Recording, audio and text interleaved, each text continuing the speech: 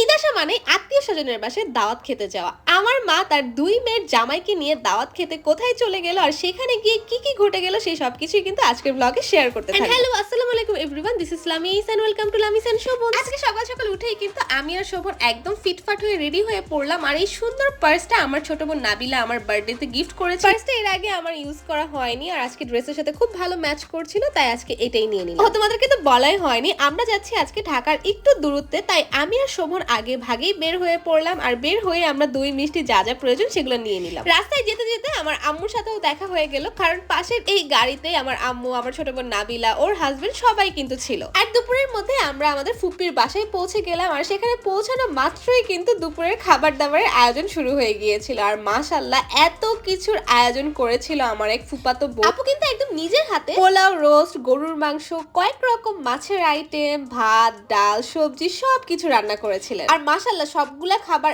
এত যে মজা হয়েছিল। সারাদিন আরো কি কি খাওয়া দাওয়া করলাম সেগুলো তো বলবোই, তার আগে বলে নিই আমার শাশুড়ি মায়ের নিজের হাতের বানানোই হার্বাল তেলটার কথা। খাঁটি নারকেল তেলের সাথে 30টা প্রাকৃতিক উপাদান দিয়ে তিনি এই তেলটা বানিয়ে থাকেন। এই গরমের মধ্যে যাদের অনেক বেশি চুল পড়ছে, যাদের চুলে খুশকি রয়েছে, যাদের চুল সহজে লম্বা কিংবা ঘন হতে চায় না, তারা চাইলে এক্ষুনি ইনবক্সে কিংবা উপরে দেওয়া নাম্বারে ক্যাশ অন ডেলিভারিতে অর্ডার করে দিতে পারবে। গরমে মাথা ঠান্ডা রাখতেও আমাদের তেলটা অনেক বেশি কার্যকরী।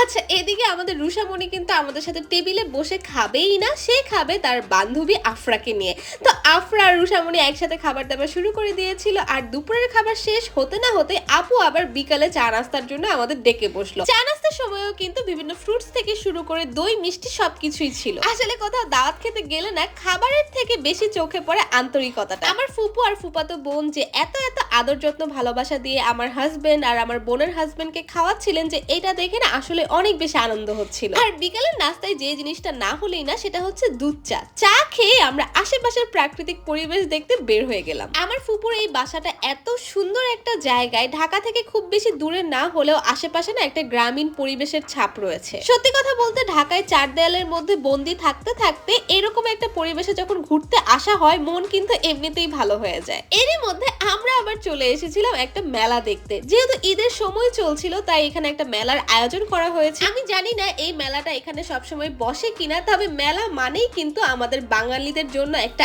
আবেগ। কিছু কিনি আর না কিনি, মেলাতে ঘুরতেই কিন্তু ভালো লাগে। যদিও বা সেদিন অনেক বেশি গরম ছিল, যদি ওয়েদারটা একটু ঠান্ডা ঠান্ডা হতো তাহলে কিন্তু ঘোরাফেরা করে আরো অনেক বেশি মজা পাওয়া যেত। তবে ঈদের মধ্যে এসব অভিযোগ করে আসলে কোনোই লাভ নাই। ঈদে যেখানেই ঘুরতে যাব সেখানেই কিন্তু একই অবস্থায় থাকবে। তবে পরিবারের সবাই মিলে এই যে ঘোরাফেরা, এটাই কিন্তু ঈদের আনন্দ। আর এখানে দেখো আমার হাজবেন্ড রুষার সাথে থাকতে থাকতে সেও একটা বাচ্চা হয়ে গিয়েছে। আর আমার আম্মু, সে যেখানেই শাকসবজি দেখবে সেখান থেকেই তার কিছু না কিছু কিনতে হবে। আমার মনে হয় এটা সব মায়েদের একই স্বভাব। আর মেলায় ঘুরতে এসে ফুচকা চটপটি কোনো কিছু যদি ট্রাই না করি সেটা কি চলবে বলো?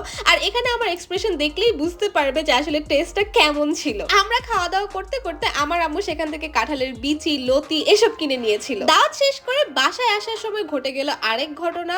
আমার হাজবেন্ডের চোখ পড়ে গেল অ্যাপেক্সের সেলের দিকে। যেহেতু অ্যাপেক্সে অনেক ডিসকাউন্ট চলছিল, তাই আমার হাজবেন্ড তার মন মতো টি শার্ট, জুতা সবকিছুই কিনে নিয়েছিল। তবে আমার যেহেতু কোনো কিছু পছন্দ হচ্ছিল না, আমি আর সেদিন কোনো কিছু কেনাকাটা করিনি। যদিও শোভন অনেক জোরাজোরি করছিল আমাকে। সো আজকের মতো ব্লগটা এই পর্যন্ত। কেমন লেগেছে তা অবশ্যই জানাবে। Thanks for watching. Tata, bye bye, Allah Hafiz.